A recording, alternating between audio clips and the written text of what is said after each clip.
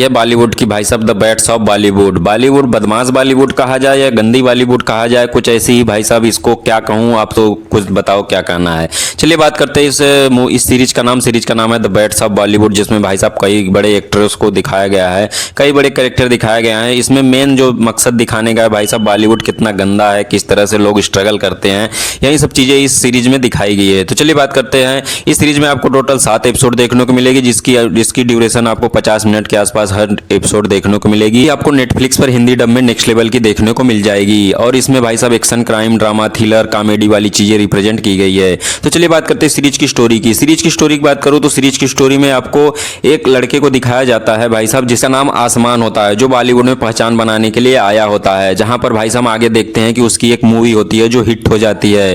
फिर उसे ऑफर होता है करण जौहर की मूवी। फिर इसके बाद जो है उसमें जो एक्ट्रेस होती है, वो तलवार की बेटी है, पर वह जो तलवार है वो उसे पसंद नहीं करता है, क्योंकि उनकी पहली लड़ाई हो चुकी है। तो वह नहीं चाहता कि मेरी बेटी इसमें एक्ट्रेस का रोल करे। तो आगे इनके साथ ट्विस्टन वाली जो चीजें होती हैं, क्या वह उसमें काम करने देता है या नहीं करने देता, तो आगे उसके साथ कौन कौन सी दिक्कतें आती हैं, कौन कौन सी परेशानियां आती हैं, कितनी गंदी बॉलीवुड है, यही सब आपको इस सीरीज में दिखाई गई है। तो चलिए बात करते हैं इस सीरीज की रिव्यू की। सीरीज की रिव्यू की बात करूँ तो ठाक है। जिन दर्शकों को भाई साहब बॉलीवुड के क्या है, कैसे कि लोग कितना स्ट्रगल करते हैं, यही सब चीज़ें आपको इसमें दिखाई गई हैं।